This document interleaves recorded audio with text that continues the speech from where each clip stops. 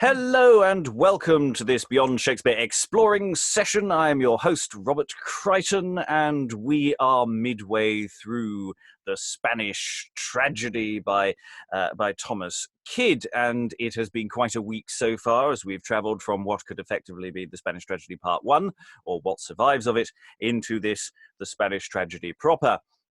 The story so far is fiddly and complicated. There's been a bit of argy between Spain and Portugal, which ended with Andrea, nobleman, dying on the field of battle, and his best mate then gets together.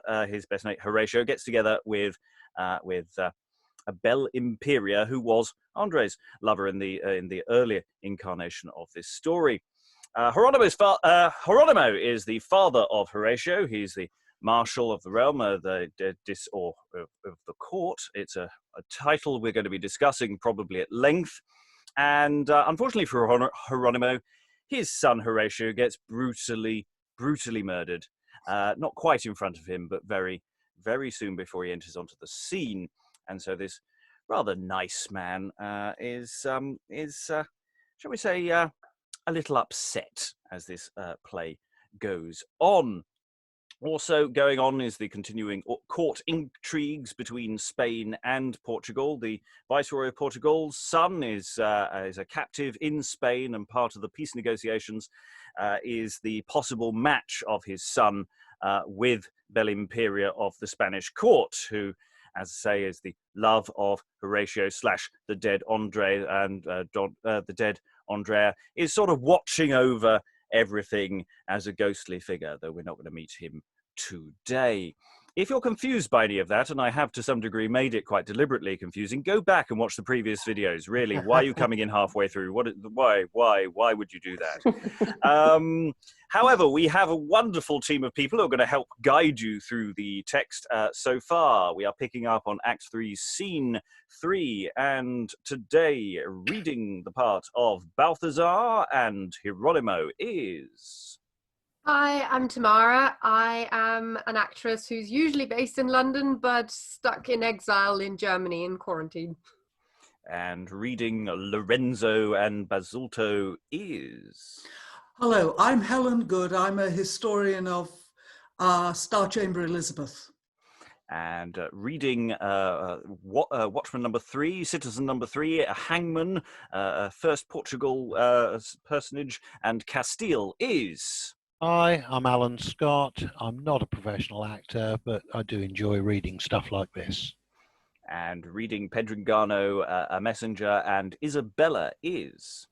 Hello, I'm Sarah. I run an audiobook company called Sounds Curious, and I'm an actor, writer, and director. And reading Watchman number 2, Citizen 2, Deputy Christophil, second Portingale, and the King of Spain is... Hello, my name is William Sutton, and I'm an actor based in Amsterdam. And reading the first Watchman's first Citizen, Page Belimperia is... Hi, I'm Liz Hill, and I'm in North Devon and enjoying reading all these new plays. And new to the group, reading Seberine, the Maid, and Ambassador is... Hi, my name's Lynsey Beauchamp, and I am currently self-isolating in beautiful Norfolk, and I'm a professional actor. Oh, fabulous. Norfolk, not far from us. We're based in Suffolk, so we're over the border. In bandit territory. Okay. On such a note, we have, as I say, just come out the other side of the death of Horatio. Hieronimo is grieving and has been informed who the evildoers are. But there is plots and counterplots going on amongst the assassins themselves, and this is where we leap into the plot here. Without further ado, however, Scene 3 of Act 3, enter Pedringano with a pistol. Now, Pedringano, bid thy pistol hold, and hold on fortune once more favour me. Give but success to mine attempting spirit, and let me shift for taking of mine aim. Here is the gold proposed. It is no dream that I adventure for, but Pedringano is possessed thereof. And he that would not strain his conscience for him that thus his liberal purse hath stretched, unworthy such a favour, may he fail, and wishing, want, when such as I prevail. As for the fear of apprehension, I know, if need should be, my noble lord will stand between me and ensuing harms. Besides, this place is free from all suspect. Here, therefore, will I stay and take my stand. Enter the watch, probably from behind. I wonder much to what intent it is that we are thus expressly charged to watch. Is by commandment in the king's own name. But we were never wont to watch and ward so near the Duke, his brother's house before. Content yourself. Stand close. There's somewhat in't. Enter Seberine. Here, Seberine, attend and stay thy pace. For here did Don Lorenzo's page appoint that thou by his command shouldst meet with him. How fit a place, if one were so disposed, methink this corner is to close with one. Here comes the bird that I must seize upon. Now Pedringano will never play the man. I wonder that his lordship stays so long, or wherefore should he send for me so late? For this, Seberine, and thou shalt have. He shoots the dag. Bang. So there he lies. My promise is performed. Unfortunately for you, the watch come forward now. Hark, gentlemen, this is a pistol shot. And here's one slain. Stay the murderer. Now by the sorrows of all the souls in hell, He strives with the watch. who first lays hand on me, I'll be his priest. Sirrah, confess, and therein play the priest. Why hast thou thus unkindly killed the man? Why? Because he walked abroad so late. Come, sir, you had better kept your bed than have committed this misdeed so late. Come to the marshals with the murderer. On to Hieronimo's. Help me here to bring the murdered body with us too. Hieronimo? Carry me before whom you will. Whatever he be, I'll answer him and you. And do your worst, for I defy you all. And we pause there. I mean, it's a great reason that Pedringano's thought about here for why did he murder someone. I Especially in the context. mean, he was not expecting the watch to turn up, was he? There was no expectation of a cover story. He is expecting that all police have been quietly kept out of this area so he can do a quiet murder. But we know, because what the Watchman said at the top, they've been ordered there for a purpose, in the king's own name. But who do we think ordered the watch to be in place? Here he comes. Answers on a postcard. Well, I think we can. It's probably safely say Lorenzo probably had something to do with this. So we Might have. Sort of thing he might do. Yeah, he basically said all of that in the speech at the before this happened. So Yeah. I think we can He has safely say. previous. Pedringano is still playing the semi-comic character within the overall darkness. It's that sort of nice servant character who's got a little license to be a bit comic, but not undermining the overall tone of the text. Any thoughts before we move on? Because it's a little early to be discussing. No, we will crack on then as the action shifts forward into Act 3, Scene 4. Enter Lorenzo and Balthazar. How now, my lord? What makes you rise so soon? Fear of preventing our mishaps too late. What mischief is it that we not mistrust? Our greatest ills we least mistrust, my lord, and unexpected harms do hurt us most. Why, tell me, Don Lorenzo, tell me, man, if aught concerns honour and your own. No, nor you nor me, my lord, but both in one. For I suspect, and the presumption's great, that by those base confederates in our fault, touching the death of Don Horatio, we are betrayed to old Hieronimo. Betrayed, Lorenzo? Tush, it cannot be. A guilty conscience, urged with the thought of former evils, easily cannot err. I am persuaded, and dissuade me not, that all is revealed to Hieronimo, and therefore know that I have cast it thus. And enter a page interrupting. But here's the page. How now? What news with thee? My lord, Seberine is slain. Who, Seberine? My man? Your highness's man, my lord. Speak, page. Who murdered him?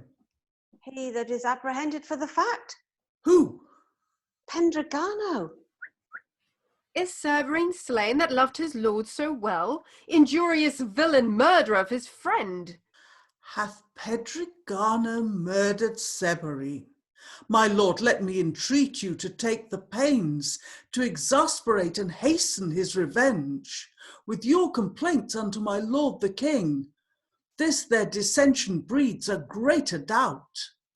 Assure thee, Don Lorenzo, he shall die, or else his highness hardly shall deny. Meanwhile, I'll haste the marshal's session, for die he shall for this his damned deed. Exit Balthazar. Why, so this fits our former policy, and thus experience bids the wise to deal. I lay the plot, he prosecutes the plot. I set the trap, he breaks the worthless twigs, and sees not that wherewith the bird was limed. Thus hopeful men that mean to hold their own must look like fowlers to their dearest friends.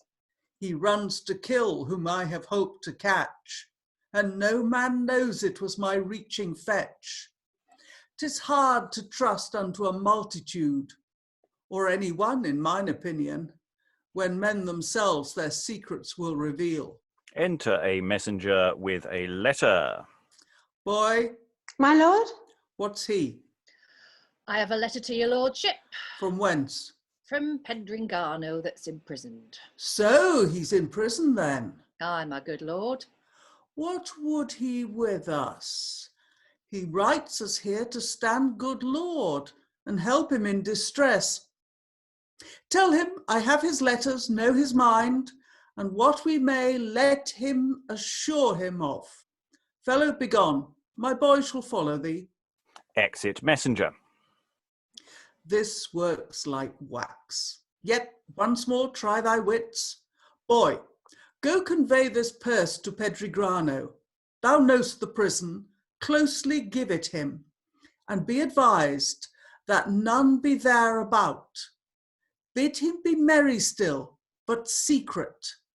And though the martial sessions be today, bid him not doubt of his delivery.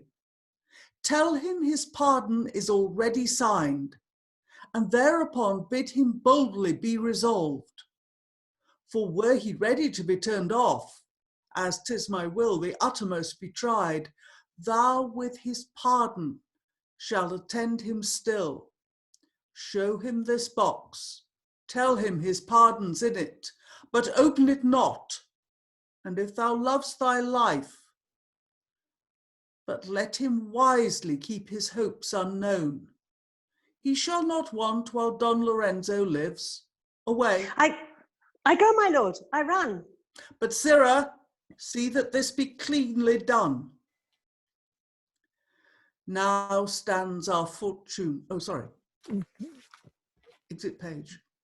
Now stands our fortune on a tickle point, and now or never ends Lorenzo's doubts. One only thing is uneffected yet, and that's to see the executioner. But to what end? I list not trust the air with utterance of our pretence therein, for fear the privy whispering of the wind convey our words amongst unfriendly ears that lie too open to advantages. E quel che voglio io, nessun lo sa. Intendo io quel mi basterà. And there we're going to pause before we go into the sort of isolated scene with the page and the box. We've got a mirroring of, as William predicted last time, of certain events in Portugal regarding justice. We also have an echoing of that subplot from Hieronimo, which is very similar to this, of disguising and murders and things going on here. So there is a double sense of deja vu for me at the moment, which is making this slightly harder to pass. But that is fine. Lorenzo doing his evil work, all very cunning. It's interesting how Balthazar is used here. Balthazar's status seems to just keep going up and up.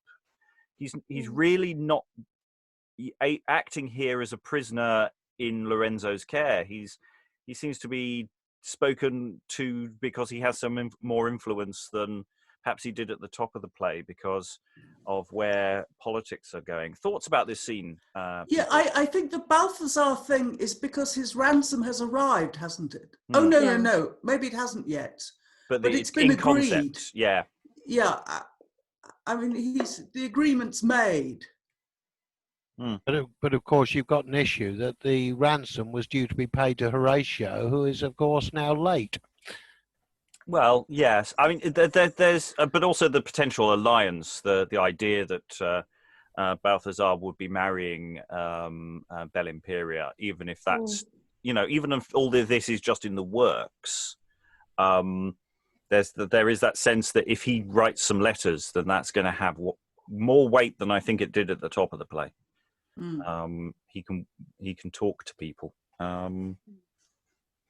Other thoughts.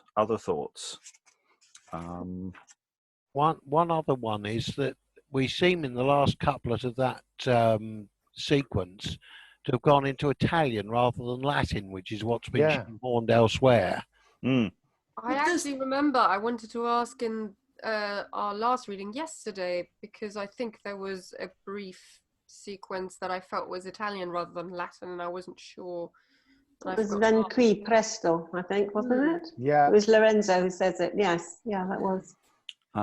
Lots of language is turn up in this play, and yes, I think it's a very important point. It's not just that occasionally we're getting Latin, we're getting Italian, we're getting lots of languages soon. Maybe that's it's a sign. Sorry, Liz. I was going to say maybe that's a sign for the languages to come a bit later. Helen. So far, we don't appear to have had any Spanish. No. Oh. Well, they're all speaking Spanish. We were just reading the subtitles. Oh, fair enough. Yeah, it's interesting. Lorenzo at the top of the scene is, he's saying, I think we've been rumbled.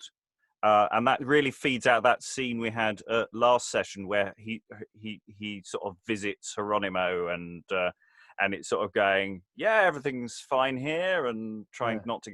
And, that scene felt awkward, like they were sizing each other up. And I think that follows on here really nicely. So, poor Pedringano, do we think it's going to go well for him? I wouldn't give him life insurance. No.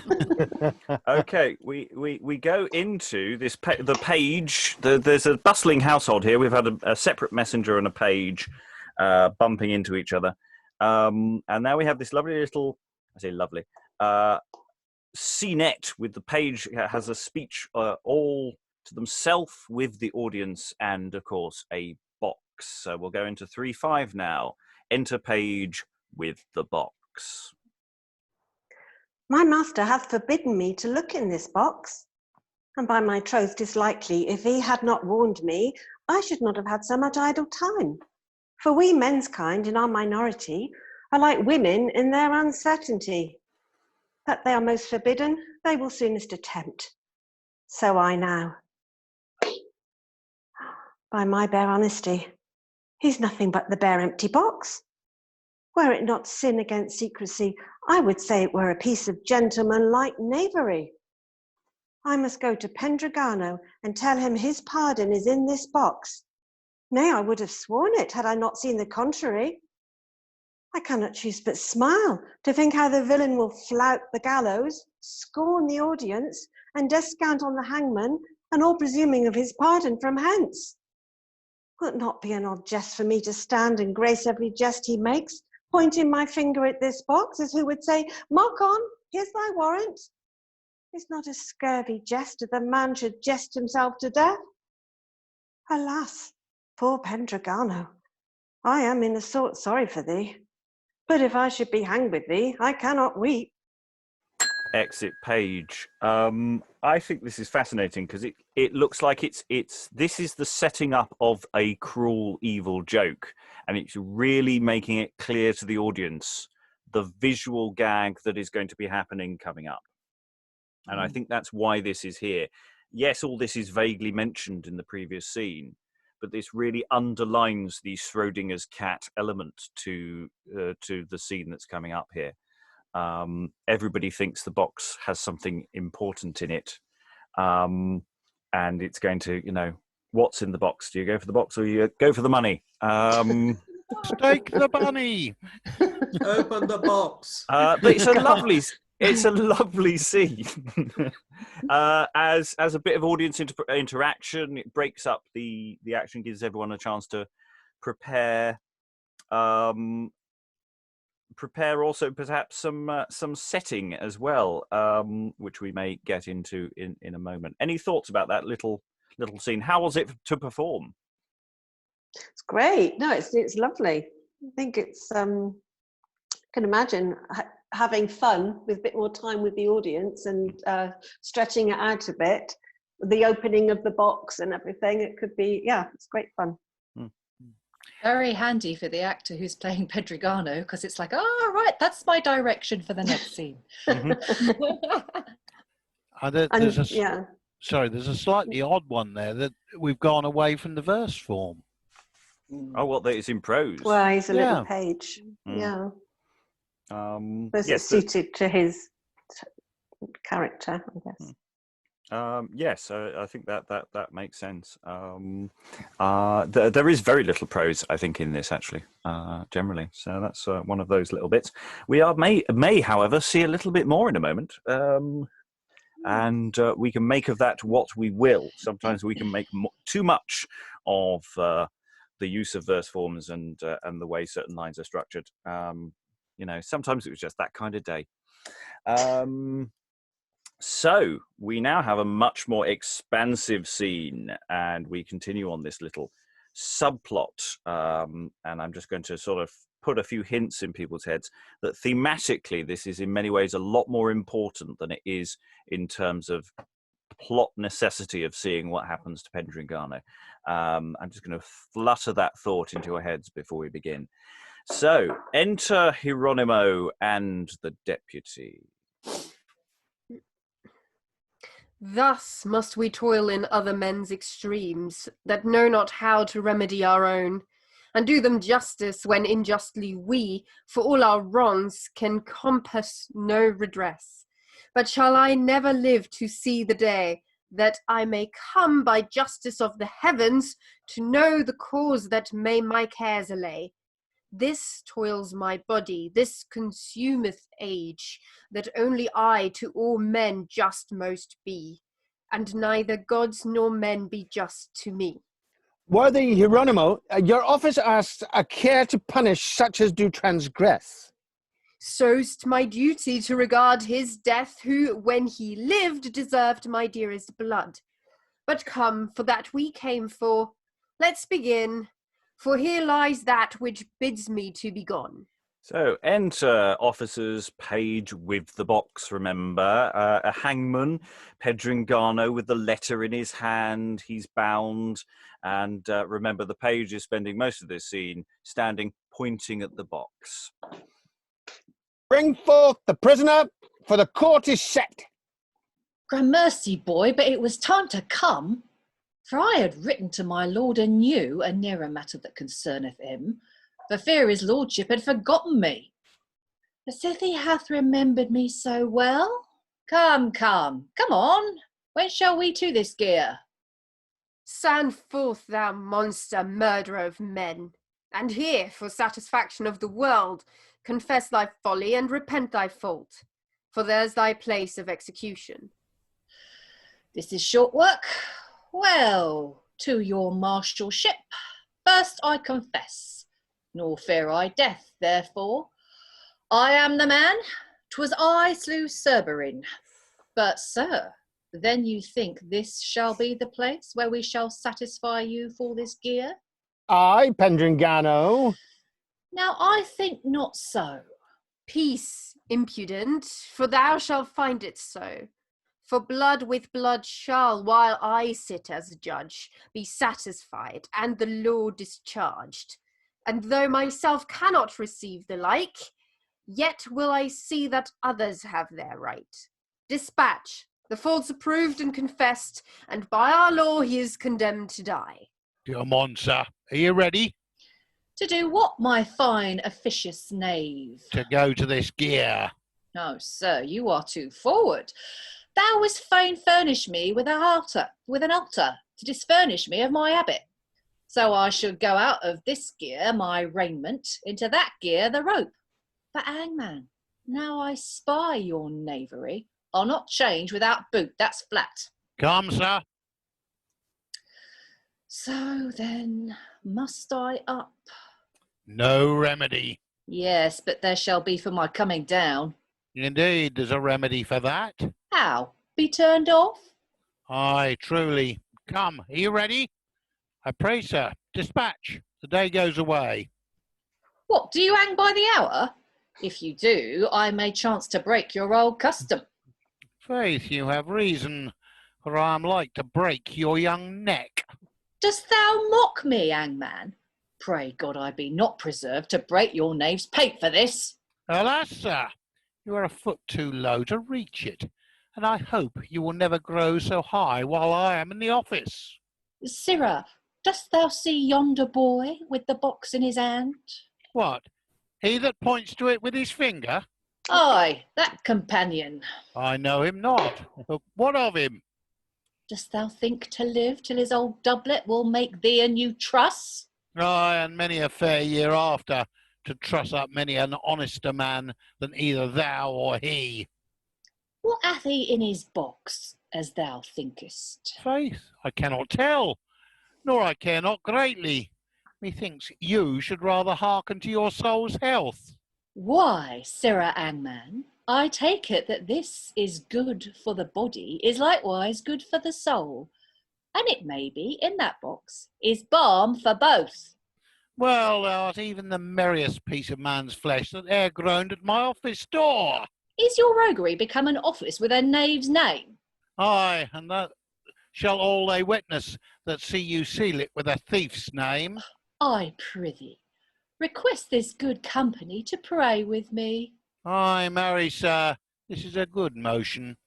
My masters, you see, here's a good fellow. Nay, nay, now I remember me. Let them alone till some other time. For now, I have no great need. I have not seen a wretch so impudent. O monstrous times where murder's set so light, and where the soul that should be shrined in heaven solely delights in interdicted things, till wandering in the thorny passages that intercepts itself of happiness. Murder, O bloody monster! God forbid a fault so foul should scape unpunished. Dispatch and see this execution done. This makes me to remember thee, my son. Exit Hieronimo. Nay, soft, no haste.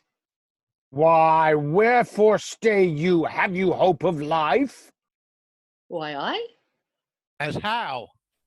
Why, rascal, by my pardon from the king. Stand you on that? Then you shall off with this. He turns him off, i.e. he kicks the stool from underneath his feet and... So, executioner, convey him hence, but let his body be buried. Let not the earth be choked or infect with that which heaven contemns and men neglect. And we'll just pause there. So on stage hanging there. It's been noted many a time that it mirrors and may in fact use the same mechanics as Horatio's death earlier, being hanged in the arbour, just sans greenery. Obviously we have. I think it's vitally important that this scene has audience laughter. I think it's vitally important because it winds Hieronimo up. That, this person who is very guilty, who seems very convinced he's going to get off, and looks like he is about to be pardoned in certainly in terms of his mind, eliciting laughs from the audience, and he storms off in disgust and horror. And of course, he doesn't actually see the actual final execution at the end, because he's gone off stage. And of course, what we're witnessing at the moment are the martial sessions. The marshal is seems to be in charge of justice. And so I think thematically here, what we've got is a question of Hieronimo, who's supposed to be a warden of the court, who's supposed to be keeping law and order ticking over, cannot get justice necessarily for his own family. And that, I think, is one of the reasons why this sequence, which could easily have been ignored, we could just have Pedringano led off to his death, we have this extended sequence. Thoughts from the room on that? I've thrown a few little things out there. You can disagree, by the way. One thought that occurred to me is I was expecting a stage direction that the page holds the box upside down to show it's empty. Yeah, I think you're right there. I think there's got to be some implied, and it's also a longer scene. I think there's got to be a lot more business building up and playing with the box. I mean, that's one for rehearsals. But yeah, I think you're right. There's a dramatic moment missed there if you don't show the box being empty, so that Pedringano's got a look of horror before his own death. Well, he has that line, doesn't he? Like, my pardon from the king. And that's almost, that's the last thing he says. And that's like the big reveal moment. Like, ba-da! Yeah. And then, oh, no. Yeah, I think that's where you put the stage direction of the page inverts the box and shows that it's empty. It could be that it's just more a shrug from the hangman, because he just doesn't care. And he just kicks it out from under him without even that being resolved. I was gonna say maybe he never finds out that the box was empty, and the hangman just gets impatient, and it's sort of one of those very cut short sort of Yeah, because hangmen are have a history of being quite efficient and organised. They don't like this faffing about. Other thoughts? Sorry, William.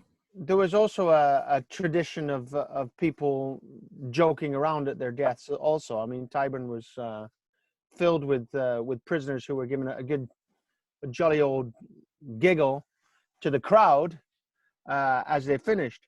And this is a nice extended piece of prose again, right here, broken up by Hieronimo's verse lamentation. I don't really understand why he goes off at this point.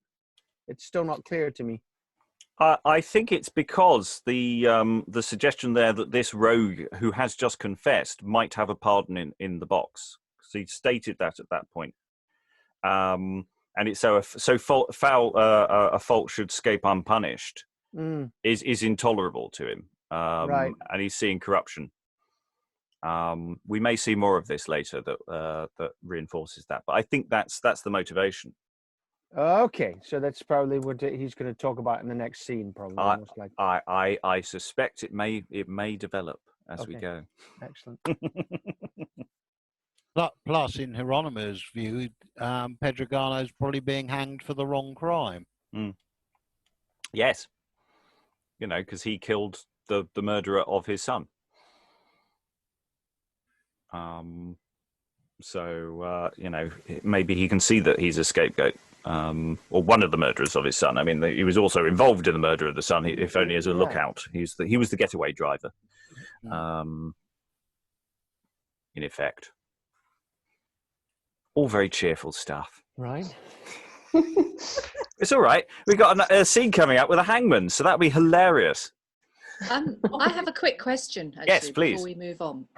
This is for the experts in the room, or the experts in the Zoom.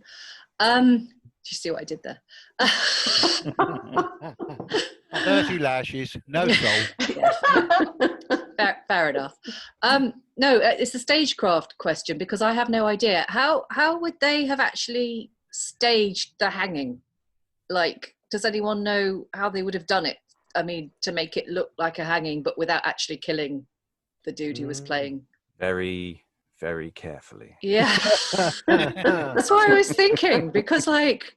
I feel like in the theatre that's got the name of the person that's not meant to be named,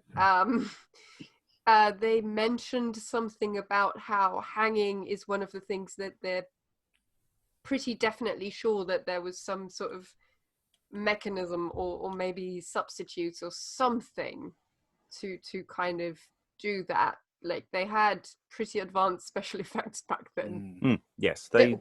Yeah, because quite often it's a stabbing, isn't it? Or it's poison or something. Yeah. It's rare that you actually see that kind of apparatus, it happens actually on stage for the audience. I think it's got to be partly to do with the fact that we've got effectively two hangings in one play.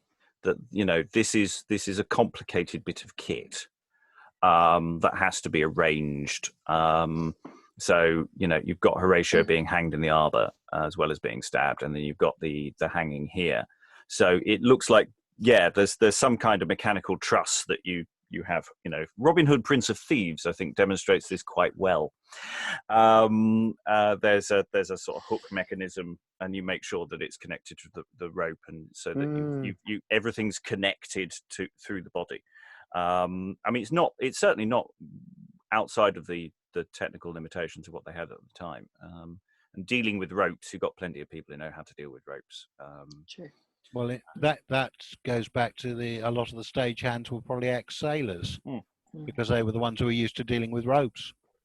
I don't quite think we're there yet in the use of rope in theatre spaces, but yes, it is that sort of logic. Also, of course, having acquired expertise with hanging, they aren't willing to let it go at once. Well, let's do it again. Yeah. If you paid for an expensive bit of set, use it. Yeah. Once you've bought the cross, you're going to nail as many people to it as possible. Fair enough. Turn it upside down. Yeah. So yes. We were talking about Muppets yesterday. Now it's the mechanics of execution. The other thing to mention is that the use of theatre spaces themselves occasionally have been. There are references to them being used for your actual pillorying or in fact your actual executions. So there might be in-house knowledge or connections with in-house knowledge of some people who borrowed the space. So Will Kemp mentions.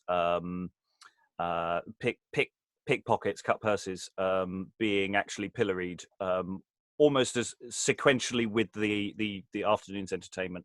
So if you get caught nicking things in the theatre, you might actually get a display of it going on stage. It's a different skill, though, isn't it? I mean, actually hanging someone as opposed to stage hanging. You wouldn't want to get the two mixed up. Like. No. I hope they were paying him a lot, the guy who played Pedringano. I suspect not. Life was cheap. He's only an actor, for God's sake. For goodness sake, there's enough of a history of actors killing other actors in this period as well anyway. So, there's quite a few of them die at each other's hands. So, happy days. You can only do this play once. Or at least with the original cast. Okay. Reminder not to upset the stage manager. Right. Let us move on. I say move on. Move deeper into the darkness as Hieronimo enters, and in a moment will enter a hangman. Where shall I run to breathe abroad my woes whose weight hath wearied the earth, or mine exclaims that have surcharged the air with ceaseless plaints for my deceased son? The blustering winds, conspiring with my words, at my lament have moved the leafless trees, disrobed the meadows of their flowered green, made mountains marsh with springtides of my tears, and broken through the brazen gates of hell. Yet still tormented is my tortured soul, with broken sighs and restless passions. That winged mountain, hovering in the air, beat at the windows of the brightest heavens, soliciting for justice and revenge. But they're placed in those imperial heights, where counter-moored with walls of diamond I find the place impregnable, and they resist my woes, and give my words no way. Enter Hangman with a letter. Oh, Lord, sir, God bless you, sir. The man, sir, Petergard, sir, that was so full of many merry conceits. Well, what of him? Oh, Lord, sir, he went the wrong way. The fellow had fair commission to the contrary. Sir, here is his passport. I pray you, sir, we have done him wrong. I warrant thee, give it me. You will stand between the gallows and me? Aye. I thank your Lord worship. Exit the Hangman. And yet, though somewhat nearer me concerns, I will, to ease the grief that I sustain, take truce with sorrow while I read on this. My lord, I write, as mine extremes required, that you would labour my delivery. If you neglect, my life is desperate, and in my death I shall reveal the truth. You know, my lord, I slew him for your sake, and was confederate, and with the prince and you, won by rewards and hopeful promises. I hope to murder Don Horatio too. Hope he to murder mine Horatio? And actors in the accursed tragedy wast thou, Lorenzo, Balthazar, and thou, of whom my son who deserved so well. What have I heard? What have mine eyes beheld? O sacred heavens, may it come to pass that such a monstrous and detested deed, so closely smothered and so long concealed, shall thus by this be venged or revealed. Now see I what I durst not then suspect, that Belimperia's letter was not feigned, nor feigned she, though falsely they have wronged both her, myself, Horatio, and themselves. Now may I make compare twixt hers and this, of every accident I ne'er could find till now, and now I feelingly perceive they did what heaven unpunished would not leave. O false Lorenzo, are these thy flattering looks? Is this the honour that them didst my son? And Balthazar, bane to thy soul and me, was this a ransom he reserved thee for? Woe to the cause of these constrained wars! Woe to thy baseness and captivity! Woe to thy birth, thy body, and thy soul, thy cursed father, and thy conquered self! And banned with bitter execrations be the day and place where he did pity thee.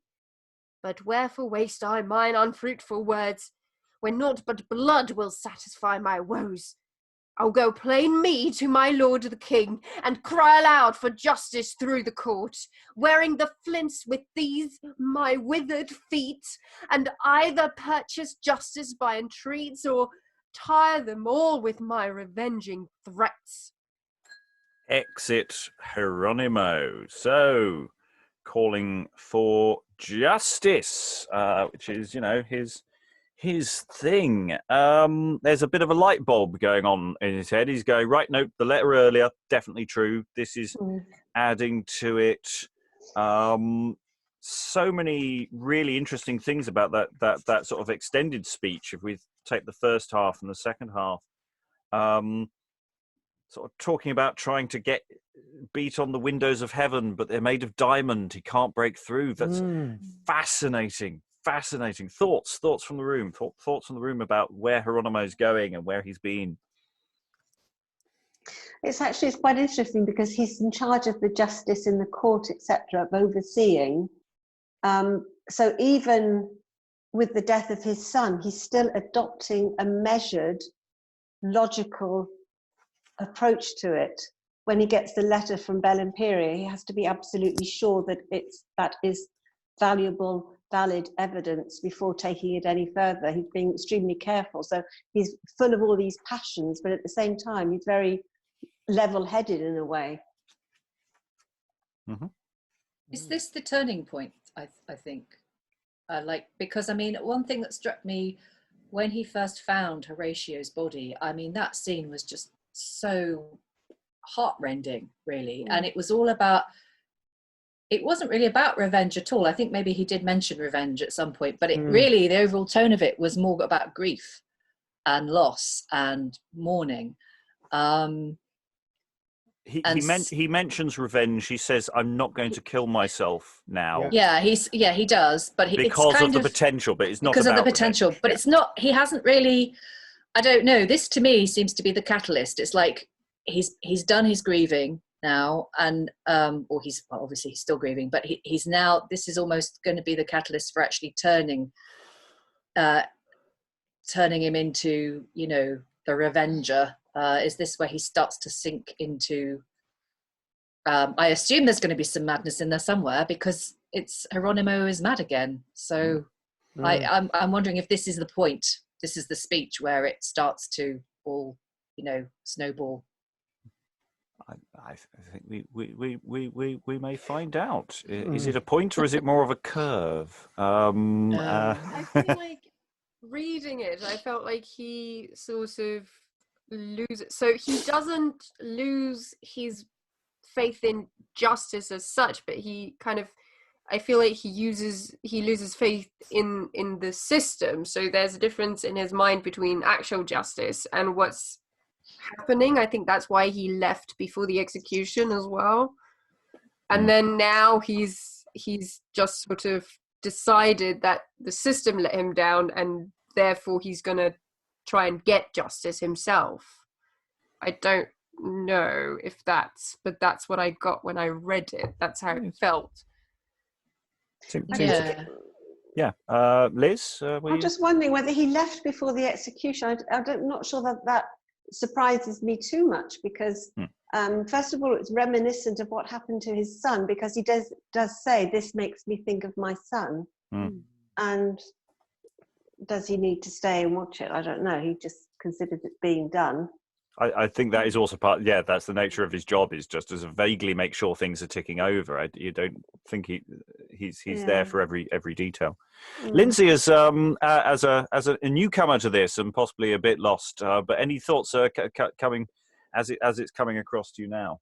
Well, it's very interesting. I was just thinking about that soliloquy of Hieronimo's at the beginning of Act 3, Scene 7 that we've just heard, but it's sort of the start of the scene before the reveal when the hangman comes on. I'm just thinking it's really kind of very beautiful, isn't it? I mean, it's got all this beautiful kind of nature imagery, leafless trees, and how his tears have turned the mountains into marshland and that kind of thing. Before it switches to that wonderful sort of image of the sighs and the complaints and the tears kind of, being battered against these diamond walls of heaven. So here's a man who's completely trapped between heaven and earth in his own private hell. That's sort of what it gave to me as I was reading it and hearing it read just now. It's extraordinary. And I think let's be fair to say it's going to get worse. So so let us move forward. We have some relatively short scenettes coming up. So we have 3-8. Enter Isabella and her maid. So that, you say, this herb will purge the eye? And this the head? Oh, none of them will purge the heart. No, there's no medicine left for my disease, nor any physic to recure the dead. She runs lunatic. Horatio! Oh, where's Horatio? Good madam, affright not thus yourself with outrage for your son Horatio. He sleeps in quiet in the Elysian fields. Why did I not give you gowns and goodly things? Bought you a whistle and a whipstalk too, to be revenged on their villainies. Madam, these humours do torment my soul. My soul. Poor soul. Thou talk'st of things thou know'st not what. My soul hath silver wings that mounts me up into the highest heavens. To heaven. Aye, there sits my Horatio, backed with a troop of fiery cherubins, dancing about his newly heated wounds, singing sweet hymns and chanting heavenly notes, rare harmony to greet his innocence that died. I died a mirror in our days. But say, where shall I find the men, the murderers, that slew Horatio? Whither shall I run to find them out that murdered my son? And exit Isabella. So we have the very helpful stage direction there of She Runs Lunatic, which gives you so much room for manoeuvre in terms of what you do. It's a very short scene. It's a question of what we think with this is adding to what we got from Isabella earlier, and why is this here? I'm flagging this up as well for its shortness, and also the next scene that's coming up for its relative shortness, though it's sort of an adjunct to what follows, is of course Act 3 is very long in this play, and that's because there's no Act 5. So somewhere around here, and I'm not saying it may already have happened, in an original construction, it may have been that Act 3 has ended around about here, and that there might have been another appearance of Revenge and Andrea, and that these Act 3 and Act 4 have got squished together in some fashion. There are theories about how that works and where that might live, but I'm not going to expound on that precisely this moment, but I just wanted to flag it up. What do we think about that scene, performers and listeners? It's the domestic contrast, isn't it? It's moving from the outside world, the courts of justice, the man's area, to the woman's area within the household. So you've got a contrast, and the effect of Horatio's death is in both. And you've got a contrast with the way the two parents respond.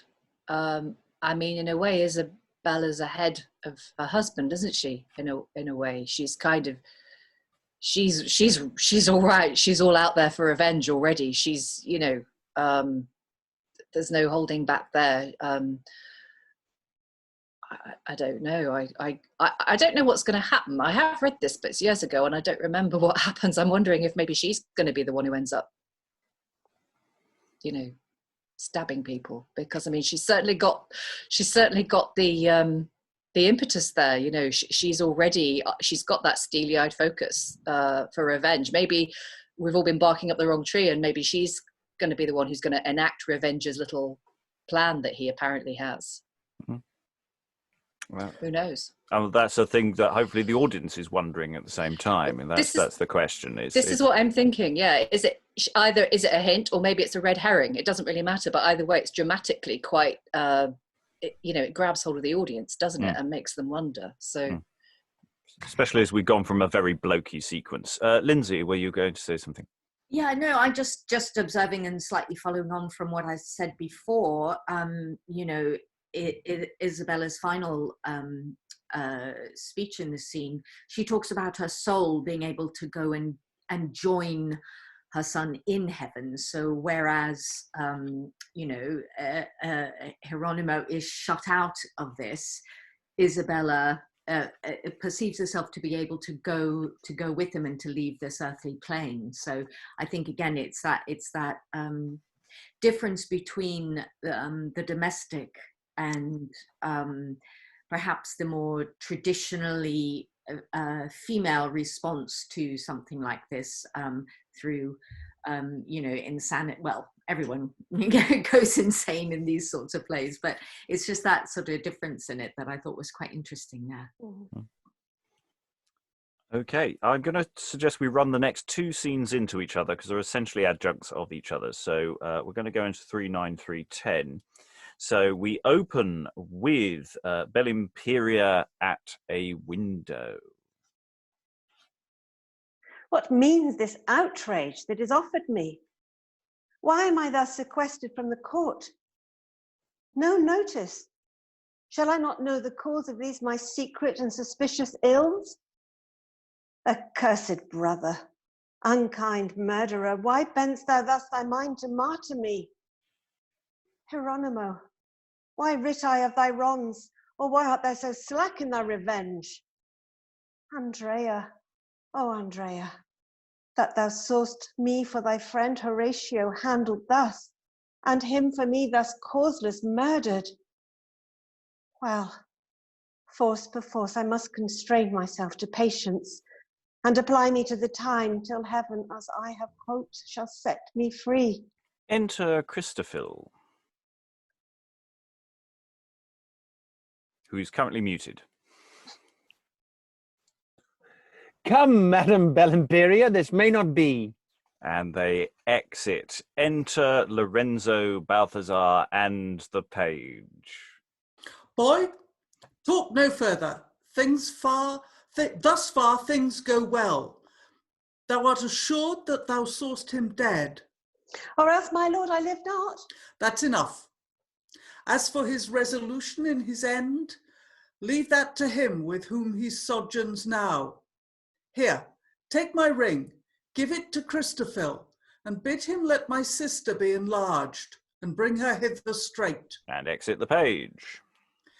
This that I did was for a policy, to smooth and keep the murderer's secret, which is a 9 days' wonder, being overblown, my gentle sister I will now enlarge. And time, Lorenzo, for my lord the Duke, you had inquired for her yesternight. Why, and my lord, I hope you heard me say sufficient reason why she kept away. But that's all one. My lord, you love her? Aye. Then in your love beware, deal cunningly, salve all suspicions, only soothe me up. And if she hap to stand on terms with us, as for her sweetheart and concealment so, jest with her gently. Under feigned jest are things concealed that else would breed unrest. But here she comes. Enter Belimperia. Now, sister. Sister? No, thou art no brother, but an enemy. Else wouldst thou not have used thy sister so? First to affright me with thy weapons drawn, and with extremes abuse my company, and then to harry me like whirlwind's rage amidst a crew of thy confederates, and clap me up when none might come at me, nor I at any to reveal my wrongs. What madding fury did possess thy wits? Or wherein is that I offended thee? Advise you better, Belimperia, for I have done you no disparagement, unless by more discretion than deserved, I sought to save your honour and mine own. Mine honour? Why, Lorenzo, wherein is that I neglect my reputation, so is you, or any, need to rescue it.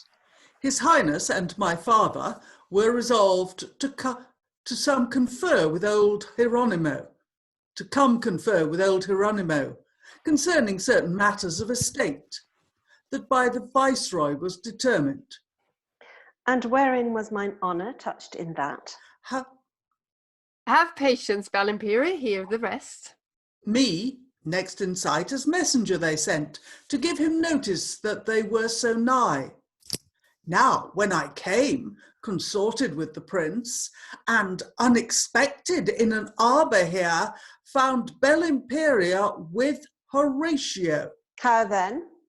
Why then, remembering that old disgrace which you for Don Andrea had endured, and now were likely longer to sustain by being found so meanly accompanied, thought rather, for I knew no readier mean, to thrust Horatio forth my father's way. And carry yon obscurely somewhere else, lest that his highness should have found you there. Even so? Oh, sorry. Even so, my lord. And you are witness that this is true which he entreateth of? You, gentle brother, forged this for my sake, and you, my lord, were made his instrument. A work of worth, worthy the noting too. But what's the cause that you concealed me since? Your melancholy, sister, since the news of your first favourite, Don Andrea's death, my father's old wrath hath exasperate.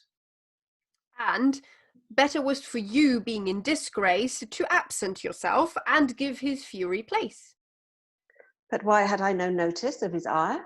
Oh, that were to add more fuel to your fire, who burnt like Etna for Andrea's loss.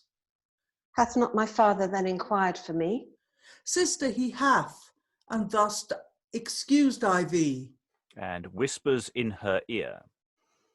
But Belimperia, see, the gentle prince looks on thy love.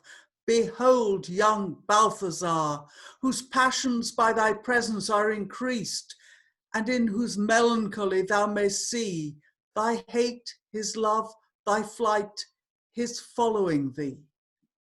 Brother, you are become an orator. I know not I by what experience, too politic for me, past or compare, since last I saw you. But content yourself. The prince is meditating higher things. 'Tis of thy beauty then that conquers kings, of those thy tresses Ariadne's twines, wherewith my liberty thou hast surprised, of that thine ivory front my sorrow's map, wherein I see no haven to rest my hope. To love and fear, and both at once, my lord, in my conceit, are things of more import than women's wits are to be busied with. 'Tis I that love. Whom? Belimperia. But I that fear. Whom? Belimperia. Fear yourself? Aye, brother. How? As those that what they love are loath and fear to lose. Then fair let Balthazar your keeper be. No, Balthazar doth fear as well as we. Et tremulo metu pavidum juncere timorum. Est vanunt stolide proditionis opus. Nay, and you argue things so cunningly. We'll go continue this discourse at court. Led by the lodestar of her heavenly looks, whence poor oppressed Balthazar, as o'er the mountains walks the wanderer, uncertain to effect his pilgrimage. There's a closing 4 lines for you.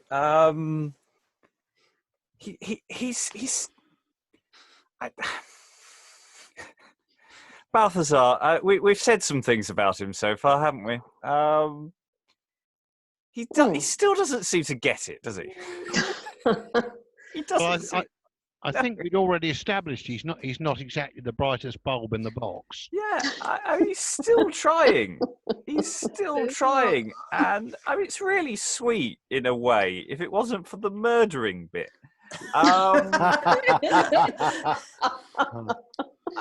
Trifles, dear boy, trifles. I know, and you know, he's obviously no match for the cunning of Lorenzo. But I mean, does this scene resolve anything? I mean, it's like they try to get her on side and talk, but they don't really do it very well, do they? And where are we left at the end of the scene? This is very interesting. I don't know that I've really got this scene yet. So, thoughts from the room? Is it about Belimperia more than it is about them? I mean, because we know who they are, their characters have been established. Is this more about showing her I mean, I think I said yesterday that she was a bit, she was a bit feisty. We're sort of seeing other sides of her character come out now. She's got that steeliness to her. She's she's very rational. She's not swerving from her course. Her brother, her would-be lover, they can't talk her around. So it's building her character more than it is. It's not really about them, I don't think, this scene, is it? It's more about her and her characterization being developed. Considering that she's in extremis as well, she's been locked away for over a week, and we know she's been sending letters and she's been trying to get something out there. What does Lorenzo whisper in her ear? Yeah, That's a real cop out. Go, Tamara. We'll come back to Helen. Is he whispering the thing that he's saying after, or is he whispering and then he's saying the lines? I don't know. I read it as basically he is, rather than speaking forward, he's starting off, "Sister, here hath and thus excuse I thee," and then directly to her in a stage whisper so that it's actually heard by the audience. Yes. The thing that I was having trouble with this scene is I'm not quite sure whether Belimperia is actually accepting the situation, or because in some places, if you start off in the beginning, "Thou art no brother but an enemy," she does seem to do a very rapid reverse ferret later on and be following his cues. And I do wonder whether she's taken that on board or whether she's playing some sort of game. I think she's playing a game myself. I think that's the captive's handbook here is sweet talk your captors and find a weapon. That's it seems like she's playing this very, very well. I think it's sorry, I was going to say it gives her a chance to actually speak for herself, because apart from when she's in her moments, love tryst moments, she's actually standing up for herself, which she won't get a chance to do later on, because as a woman she wouldn't have had much choice about it anyway. Frankly, who she was, if her father and the king decides that she's got to marry the Portuguese prince, I don't think she could have really said no. It's just making it for a more pleasant ceremony if she says yes with goodwill. Every time Lorenzo puts forward an argument, she finds the logical failing in it. I mean, that's he says something and she says, but if that were so, why not this? Your father was angry with you. Why didn't I know then? It's... Yes, the thing is that, there's considerably less agency and there's much less control over your life. But that doesn't automatically mean you have no control and that you cannot leverage control depending on, who listens to you. And that's an important question here that she's trying to leverage there. Well, is her father really, is this what everyone else really wants? Or is this just what you, who happen to be locking me away in a tower, wants? I think she's playing a very, very, very clever game, actually. As a non-Latin speaker, is there anything I can't understand Belimperia's final two lines in the scene that are in Latin? Is this something that anyone can advise? Or? Yes, I can. Broadly speaking, it's something to do with we can't yoke our trembling fear to each other in this act of betrayal. So that's sort of broadly. I'm looking at two different translations. Yes, there's no point us both trembling in fear doing this really stupid thing, is sort of what it's saying. I'm not a very good Latin translator, so I So am sort of reliant on what these books say in front of me. two fearful heads and are not better than one. Yeah. May I make a point about the text? We've had one or two extra N's floating around. There was a yon, which was obviously should have been a U. Yes, Now, that looks like just a typo, yes. Well, I'm not sure if it's a typo or a mistranscription, because I don't know what the original text looked like. But U and N are practically indistinguishable in secretary hand. And it's the same with heaven earlier on. Yeah. The U, the V would be written in the middle of the word as a U, which would look like an N. Yeah. So all those extra N's in heaven. I think it's a straightforward just a transcription error from the original. In the editions I got in front of me, they were not there. So so it's a good you say this out loud, because when I come to revise the text later for future use, I've got this as an oral note as well.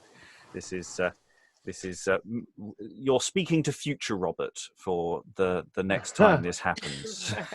Good luck to him. Yeah, he future Robert often curses the name of past Robert. Okay, why didn't you just do it half an hour after the session? No, you let me do it in the future, didn't you? Mortgaging the future to pay for the past. That's what I'm doing here. Right.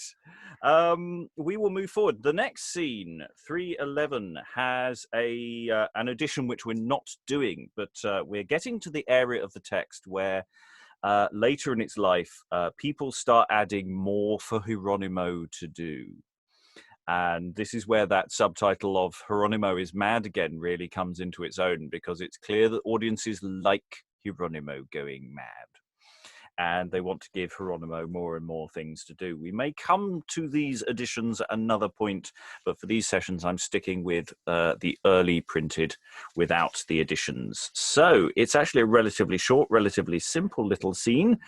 Enter two Portingales with Hieronimo, who meets with them. By your leave, sir. Good leave have you. Nay, I pray you go, for I'll leave you if you can leave me so. Pray you, which is the next way to my lord the Duke's? The next way from me. To his house, we mean. Oh, hard by, 'tis yon house that you see. You could not tell us if his son were there. Who, my lord Lorenzo? Aye, sir. He goeth in at one door and comes out at another. Oh, forbear, for other talk for us far fitter were. But if you be important to know the way to him and where to find him out, then list to me and I'll resolve your doubt. There is a path upon your left-hand side that leadeth from a guilty conscience unto a forest of distrust and fear, a darksome place and dangerous to pass. There shall you meet with melancholy thoughts, whose baleful humours, if you but uphold, it will conduct you to despair and death, whose rocky cliffs, when you have once beheld, within a huggy dale of lasting night, that kindled with the world's iniquities, doth cast up filthy and detested fumes, not far from thence where murderers have built a habitation for their cursed souls. There, in a brazen cauldron fixed by Jove, in his fell wrath, upon a sulphur flame yourself shall find Lorenzo, bathing him in boiling lead and blood of innocence. Ha ha ha! Why, ha ha ha! Farewell, good ha ha ha! Exit Hieronimo. Doubtless this man is passing lunatic, or imperfection of his age doth make him dote. Come, let's away to seek my lord the Duke. Okay, it's an odd little scene, isn't it? Very. And of course, the question is, who is it who goes out and then immediately comes back in again? Because it's and this idea of asking for directions, well, over here and over here, and what's going on. The very opening with the addition is an incredibly long, disjointed speech that Hieronimo would give. So this scene with the additions would have two very long, crazy speeches. Thoughts about what you've just witnessed? I was thinking Dante. Yeah. Hmm. Yes, the left-hand path, and I mean, that was the thought that came into my mind. The left-hand path, you know, with ties back to Dante and also to mystery plays.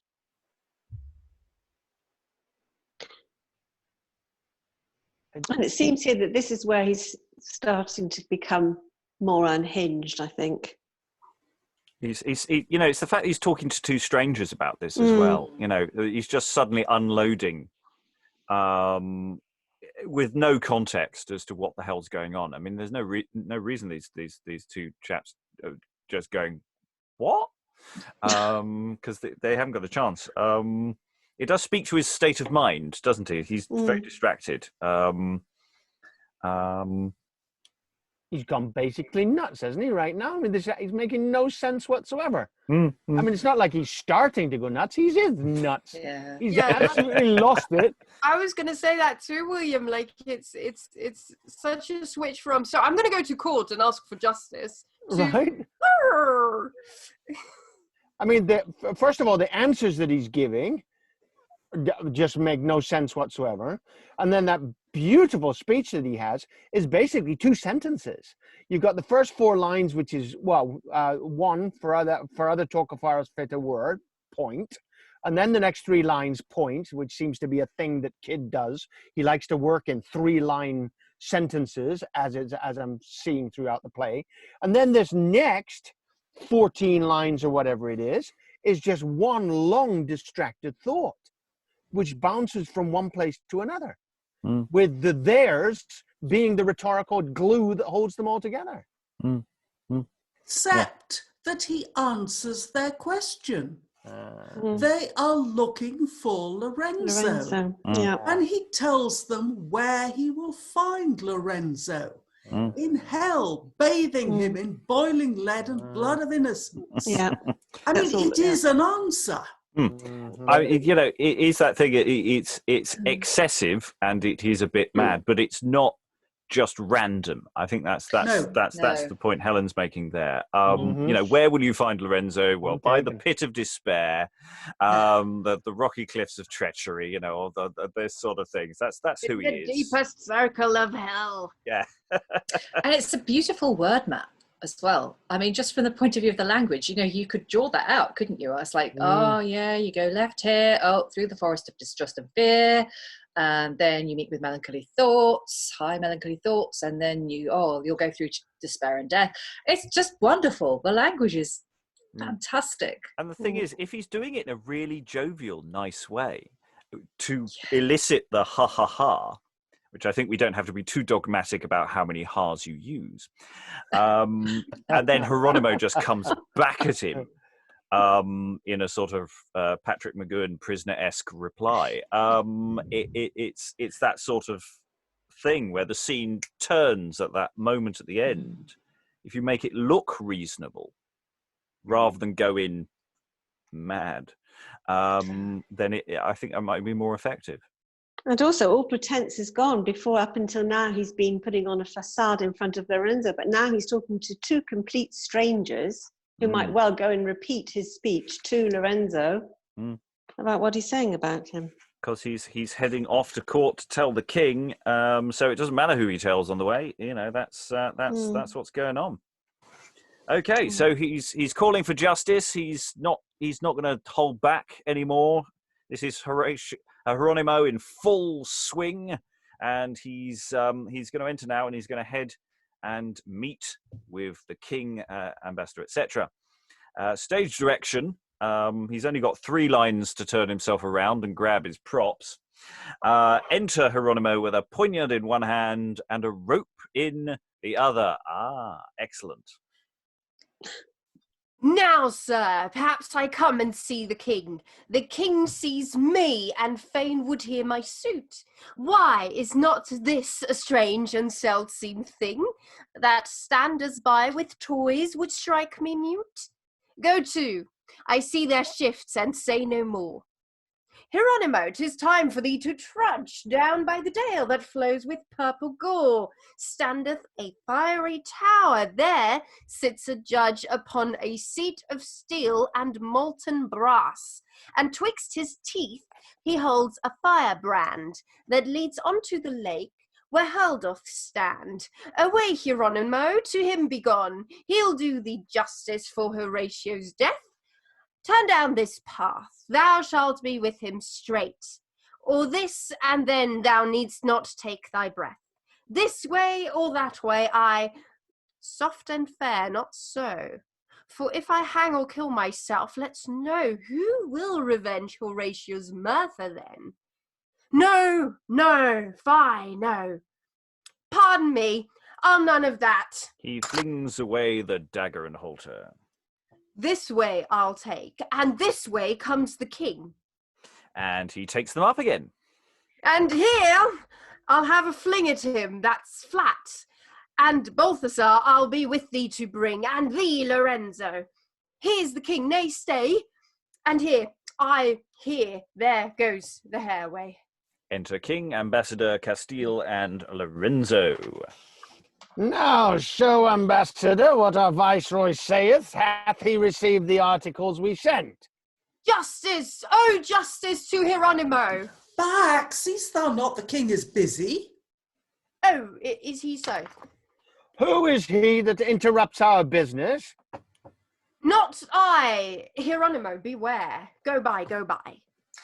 Renowned king, he hath received and read thy kingly proffers and thy promised league, and as a man extremely overjoyed to hear his son so princely entertained, whose death he had so solemnly bewailed, this for thy further satisfaction and kingly love, he kindly lets thee know, first for the marriage of his princely son with Belimperia, thy beloved niece, the news are more delightful to his soul than myrrh or incense to the offended heavens. In person, therefore, will he come himself to see the marriage rites solemnized, and in the presence of the court in Spain, to knit a sure, inextricable band of kingly love and everlasting league betwixt the crowns of Spain and Portugal. There will he give his crown to Balthazar and make a queen of Belimperia.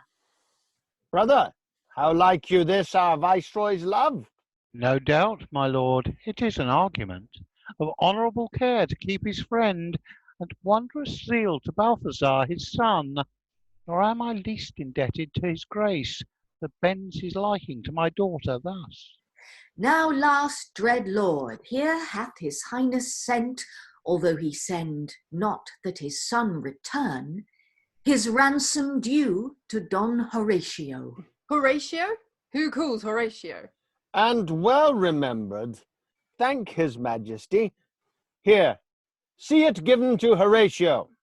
Justice! Oh, justice, justice, gentle king! Who is that? Hieronimo?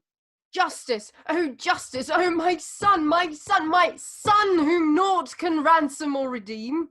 Hieronimo, you are not well advised. Away, Lorenzo, hinder me no more, for thou hast made me bankrupt of my bliss. Give me my son, you shall not ransom him. Away, I'll rip the bowels of the earth. He diggeth with his dagger. And ferry over to the Elysian plains, and bring my son to show his deadly wounds. Stand from about me. I'll make a pickaxe of my poniard, and here surrender up my marshalship. For I'll go marshal up the fiends in hell to be avenged on you all for this. What means this outrage? Will none of you restrain his fury? Nay, soft and fair, you shall not need to strive, for needs must he go that the devils drive. And exit Hieronimo. What accident hath happed Hieronimo? I have not seen him to demean him so. My gracious lord, he is with extreme pride conceived of young Horatio his son, and covetous of having to himself the ransom of the young Prince Balthazar, distract, and in a manner lunatic. Believe me, nephew, we are sorry for it. This is the love that fathers bear their sons. But, gentle brother, go give to him this gold, the prince's ransom. Let him have his due. For what he hath, Horatio shall not want. Haply Hieronimo hath need thereof. But if he be thus helplessly distract, 'tis requisite his office be resigned, and given to one of more discretion. We shall increase his melancholy, so 'tis best that we see further in it first, till when ourself will hold exempt the place. And, brother, now bring in the ambassador, that he may be a witness of the match twixt Balthazar and Belimperia, and that we may prefix a certain time wherein the marriage shall be solemnized, that we may have thy lord, the viceroy, here. Therein your highness highly shall content his majesty that longs to hear from hence. On then, and hear you, Lord Ambassador. Excellent. Okay. Lots happen here. I love the visual aspects of this scene. The fact that Horatio does just sort of, Hieronimo just sort of, he's going in full pelt and then just goes, oh no, actually, I'll wait. And then he misses his moment because he's there. The ambassador makes this long speech about how Balthazar is now pearly white and safe and as houses. The ambassador completely undercuts any argument that Hieronimo might try and make in a moment, because he just says, well, Balthazar's, going to marry Belimperia and everything's going to be, that's the new thing. And that point, Hieronimo, having missed his moment, doesn't handle the situation well, I think is fair to say. And does all this physical action, and we're all going to be very, very strong and not mention some of the obvious things that you really want to talk about, but you're not going to. So, thoughts about this scene?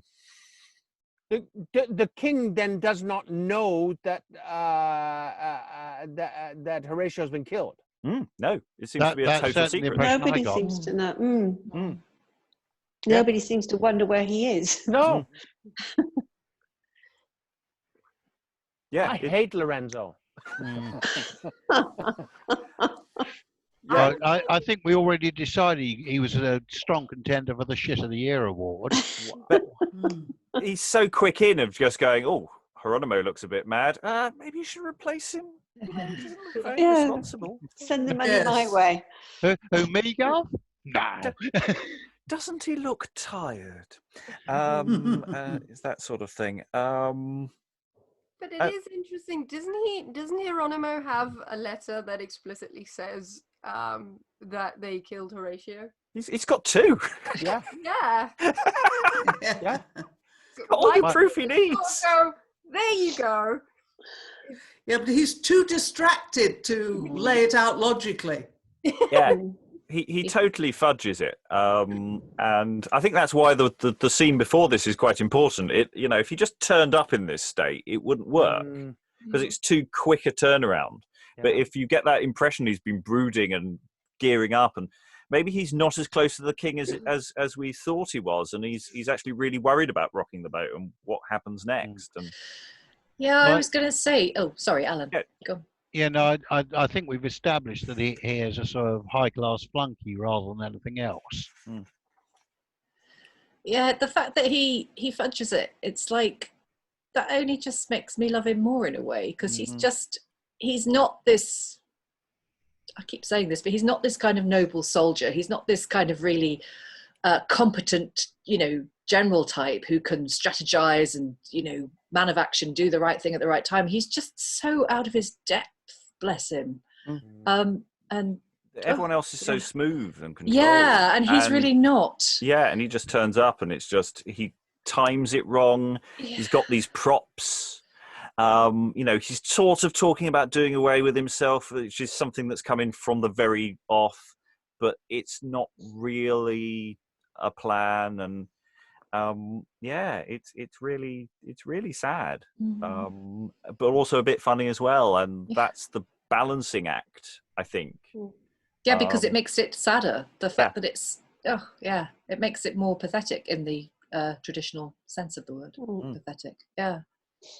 Now, with the additions, there is now a whole additional scene, which we're not going to do.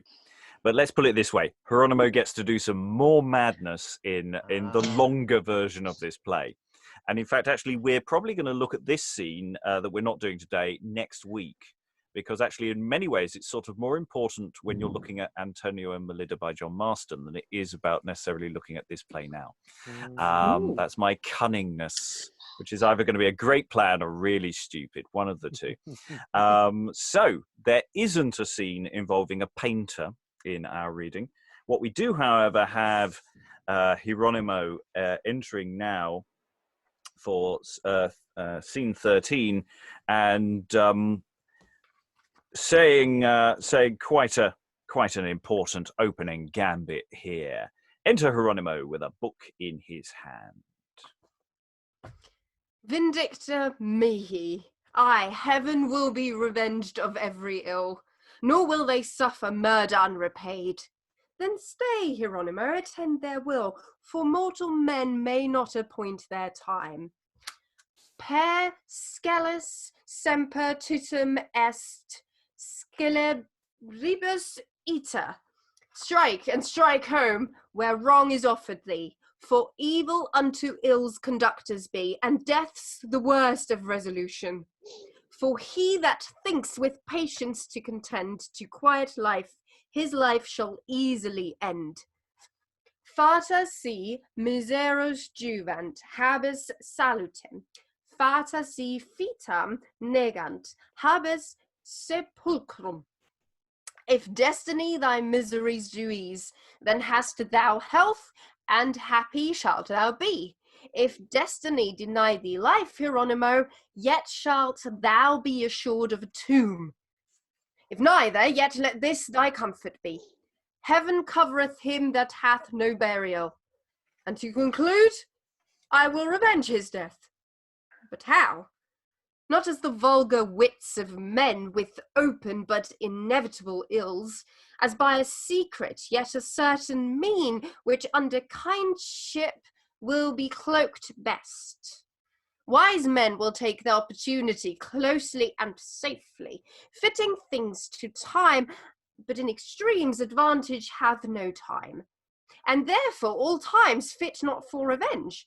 Thus therefore will I rest me in unrest, dissembling quiet in unquietness, not seeming that I know their villainies, that my simplicity may make them think that ignorantly I will let all slip, for ignorance I wot, and well they know.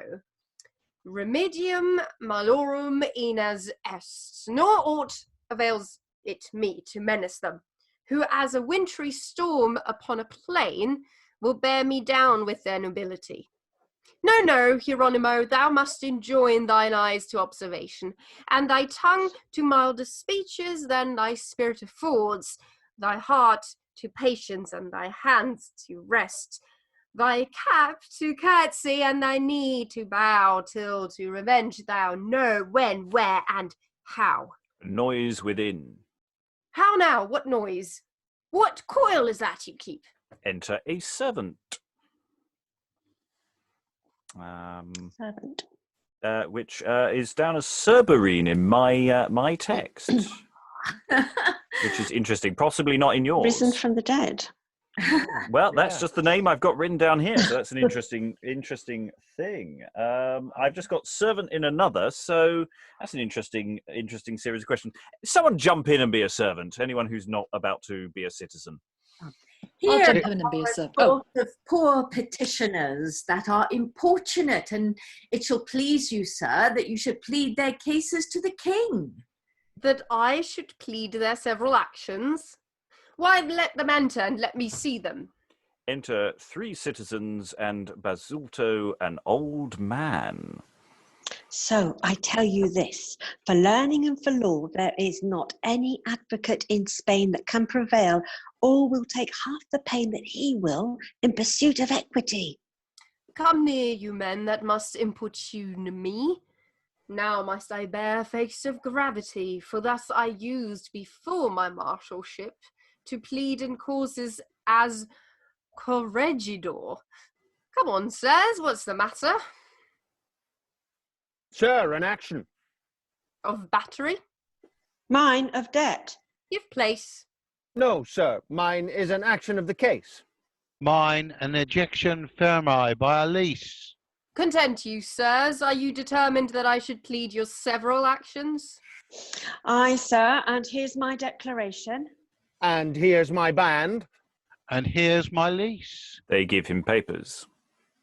But wherefore stands yon silly man so mute, with mournful eyes and hands to heaven upreared?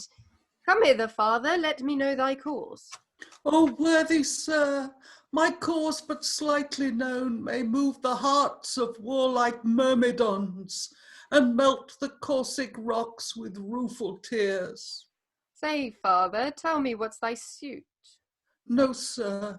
Could my woes give way unto my most distressful words, then should I not in paper, as you see, with ink bewray what blood begat in me. What's here? The humble supplication of Don Bazulto for his murdered son. Aye, sir. No, sir, it was my murdered son. Oh, my son, my son. Oh, my son, Horatio. But mine or thine, Bazulto, be content. Here, take my handkerchief and wipe thine eyes, whiles wretched I in thy mishaps may see the lively portrait of my dying self. He draweth out a bloody napkin. Oh, no, not this. Horatio, this was thine. And when I dyed it in thy dearest blood, this was a token twixt thy soul and mine, that of thy death revenged I should be. But here, take this, and this. What, my purse? Aye, this, and that, and all of them are thine, for all as one are our extremities. Oh, see the kindness of Hieronimo. This gentleness shows him a gentleman. See, oh, see thy shame, Hieronimo. See here a loving father to his son. Behold the sorrows and the sad laments that he delivered for his son's decease. If love's effects so strive in lesser things, if love enforce such moods and meaner wits, if love express such power in poor estates, Hieronimo, when as a raging sea tossed with the wind and tide, turnest then the upper billows cause of waves to keep, whilst lesser waters labour in the deep, then shamest thou not, Hieronimo, to neglect the sweet revenge of thy Horatio? Though on this earth justice will not be found, I'll down to hell, and in this passion knock at the dismal gates of Pluto's court, getting by force as one Alcides did, a troop of furies and tormenting hags to torture Don Lorenzo and the rest. Yet lest the triple-headed porters should deny my passage to the slimy strand, the Thracian poet thou shalt counterfeit. Come on, old man, be my Orpheus, and if thou canst no notes upon the harp, then sound the burden of thy sore heart's grief till we do gain that Proserpine may grant revenge on them that murdered my son. Then will I rent and tear them thus and thus, shivering their limbs in pieces with my teeth. He tears their papers with his teeth. Oh, sir, my declaration. And exit Hieronimo and them after. Save my bond! Re-enter Hieronimo. Save my bond! Alas, my lease, it cost me £10. You, my lord, have torn the same. That cannot be, I gave it never a wound. Show me one drop of blood fall from the same. How is it possible I should slay it then? Tush, no! Run after! Catch me if you can! Exeunt all but Bazulto, the old man. Bazulto remains till Hieronimo enters again, who, staring him in the face, speaks. And art thou come, Horatio, from the depth, to ask for justice in this upper earth, to tell thy father thou art unrevenged, to wring more tears from Isabella's eyes, whose lights are dimmed with overlong laments? Go back, my son. Complain to Aeacus, for he is no justice. Gentle boy, be gone, for justice is exited from the earth. Hieronimo will bear thee company. Thy mother cries on righteous Radamanth for just revenge against the murderers. Alas, my lord, whence springs this troubled speech? But let me look on my Horatio. Sweet boy, how art thou changed in death's black shade? Had Proserpine no pity on thy youth, but suffered thy fair crimson-coloured spring with withered winter to be blasted thus? Horatio, thou art older than thy father. How ruthless fate that favour thus transforms. Oh, good my lord, I am not your young son. What? Not my son? Thou then a fury art, sent from the empty kingdom of black night to summon me to make appearance before grim Minos and just Radamanth, to plague Hieronimo that is remiss and seeks not vengeance for Horatio's death. I am a grieved man, and not a ghost, that came in justice for my murdered son. Aye, now I know thee, now thou namest thy son. Thou art the lively image of my grief. Within thy face my sorrows I may see. Thy eyes are gummed with tears, thy cheeks are wan, thy forehead troubled, and thy muttering lips murmur sad words abruptly broken off. By force of windy sighs thy spirit breathes, and all this sorrow rises for thy son, and self-same sorrow feel I for my son. Come in, old man, them shalt to Isabel. Lean on my arm. I thee, thou me, shalt stay. And thou, and I, and she will sing a song. 3 parts in one, but all of discords framed. Talk not of chords, but let us now be gone. For with a cord Horatio was slain. Wow, what a journey of a scene. So many things. We'll start possibly with the top, with Vindicta mihi. Vengeance is probably mine. And that's a phrase that sticks around.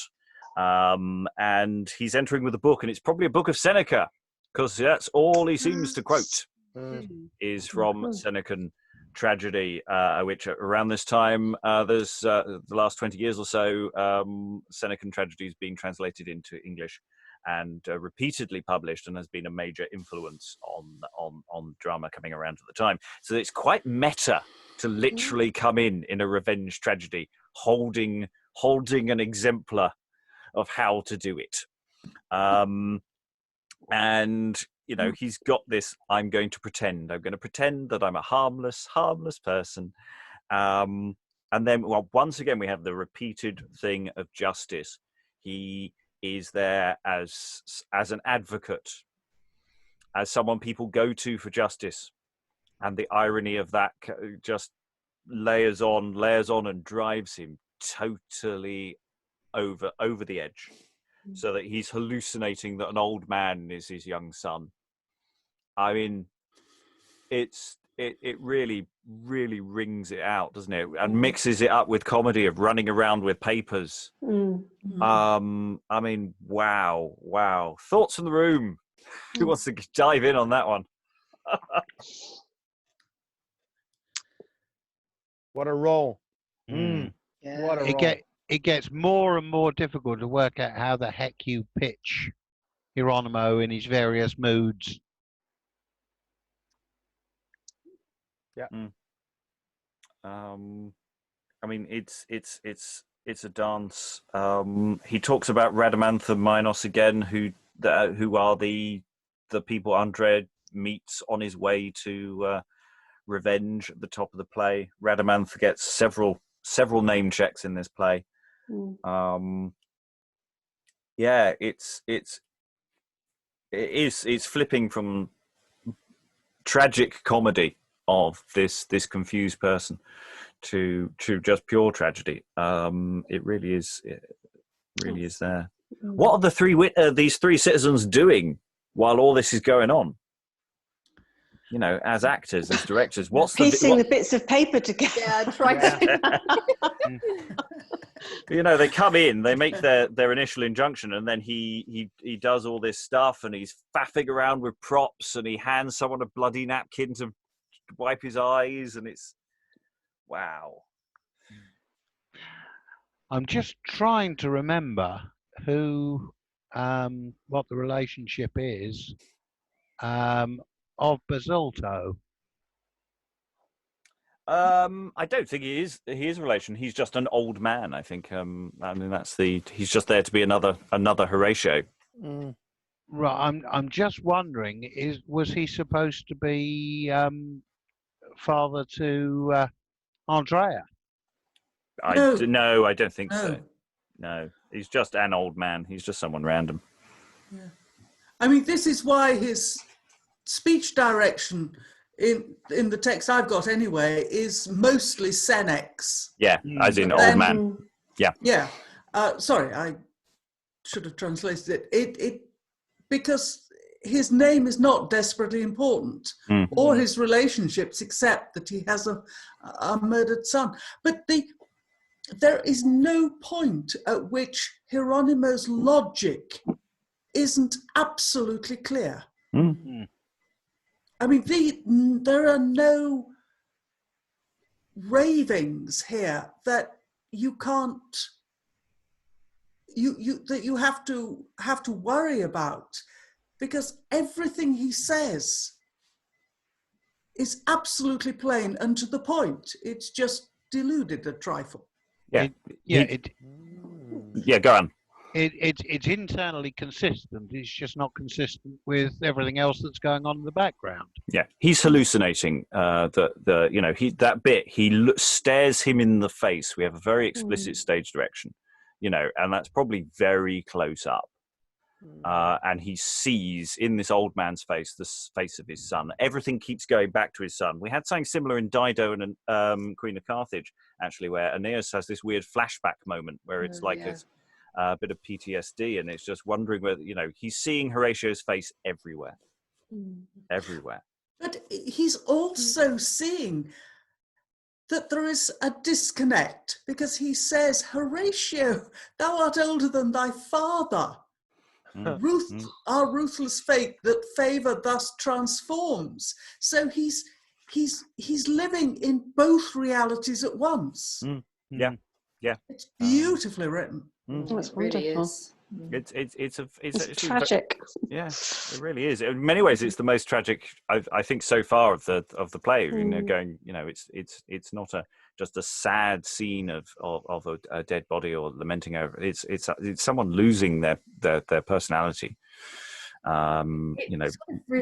It kind of resolves in a way in that final speech, because understanding that the old man is not Horatio.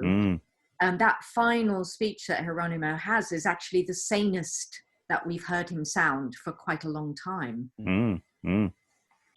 Yes, and he's telling him, don't talk of discords, because it reminds me of chords, and that reminds me of the hanging of my son. And it's like, don't trigger me. I'm here. I might not be for much longer. But at that moment, he's in the room.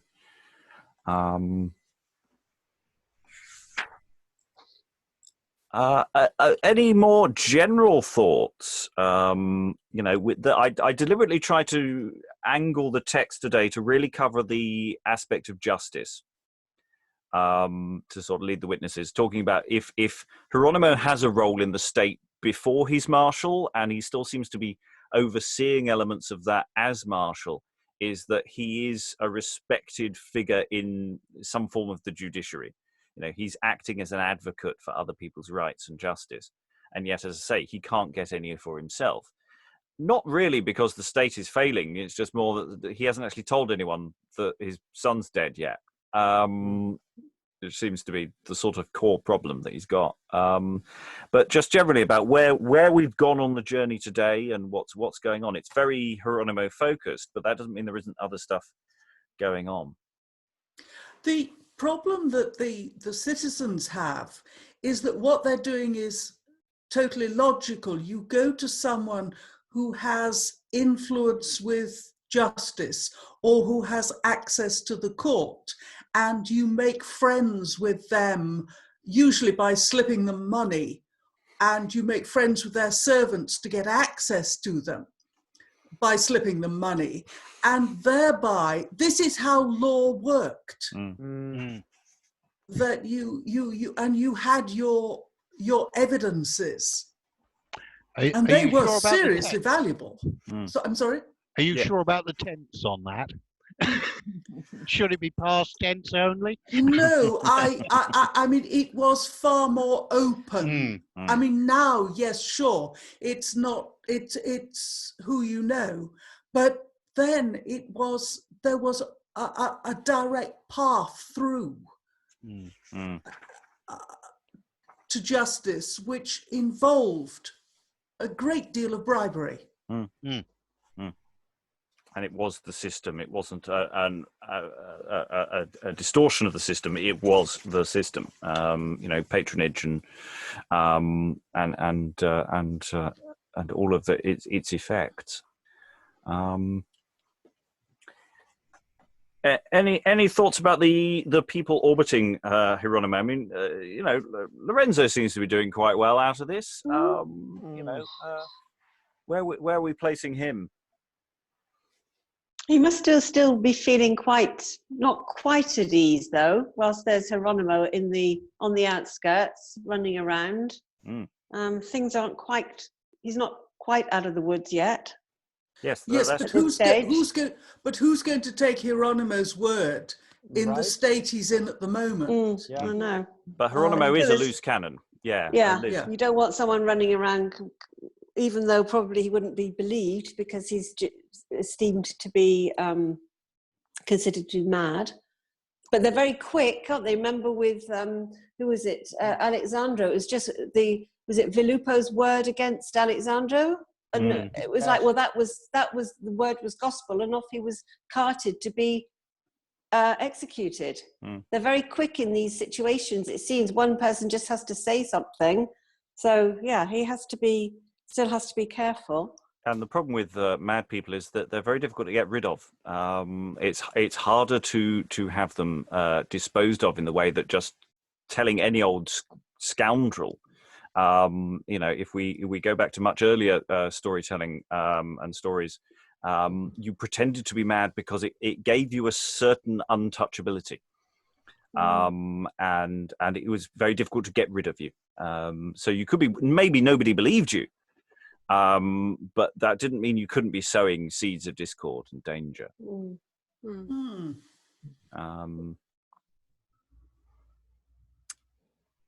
Have we run out of steam? We are into extra time, so I'm just going to sort of throw it round to the room. Any final thoughts as we go into the final straight? I'm sure it's all going to turn out wonderfully tomorrow with the final acts. I'm sure Andrea is going to, you know, pop in and say, "It's all right, people. It's all a dream." Come out of the shower.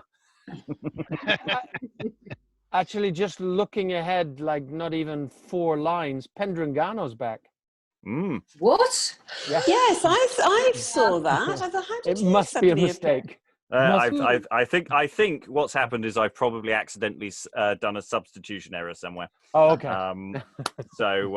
Yeah, what's happened there is it's a straightforward substitution error. It should be Dom Pedro, who is a different person to Pedringano. So don't worry, he's not back from the dead. Well, everyone else is, so, you know, it's like... Yeah, fine. Yeah.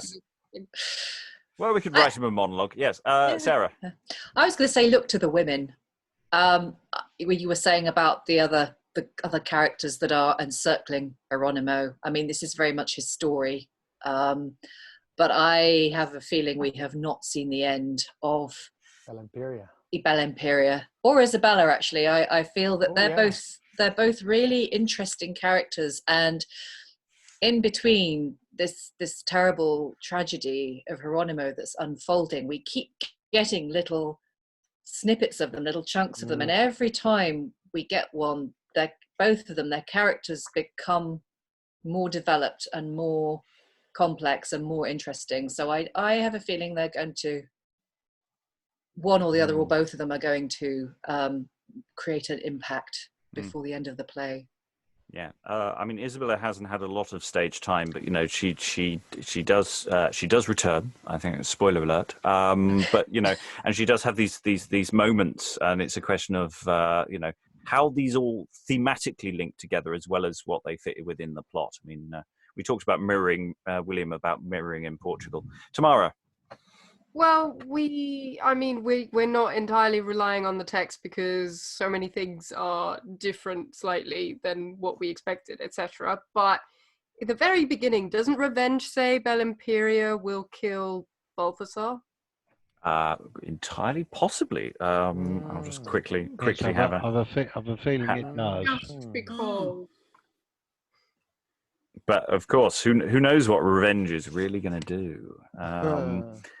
You're deprived of life by Belimperia. So wow, well remembered. It intrigued me when we read it. So I was thinking, We did mention there were spoilers when we were talking about the chorus several days ago now. That was a Tuesday. It's only Thursday today. So let's see if that comes to pass. That's one of those questions. Any other final thoughts for today? I can't wait for this thing to be finished so that I can look back on it and see what kind of through lines are actually there. I really want to tie up all these loose ends that are going on in my head. Yeah, I'm not sure I could stand actually listening back to what will be 8 or 9 hours worth of final recording if we listen to it in a one-er. Yeah. Well, I suppose I could edit it down and just do the text, but no, I'm not doing that. No, that's not happening. You do that in your own time. I mean, I really want to see it on stage now. I really want to see what you can do with Hieronimo, because obviously I've just been reading it and for the first time at that, but there are so many choices that you can potentially make that would make it so different with however that it's I think William said it's such a great role. I really want to direct it.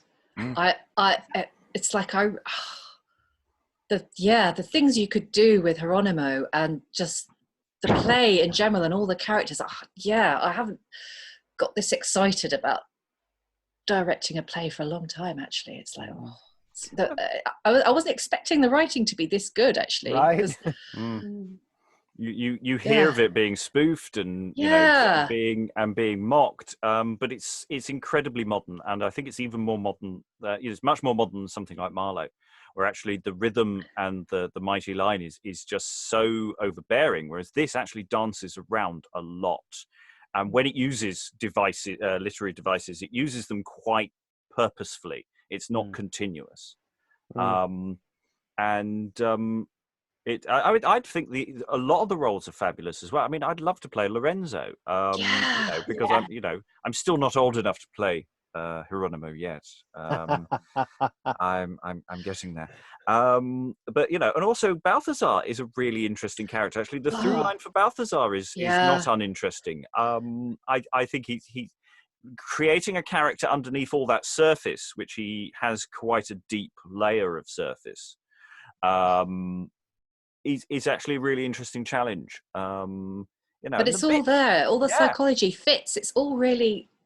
It's really satisfying to read. And also when I'm just trying to think, I mean, you guys, a lot of you are far more expert in this than I am, but I'm just trying to think when is there another tragedy where the hero is just an ordinary bloke?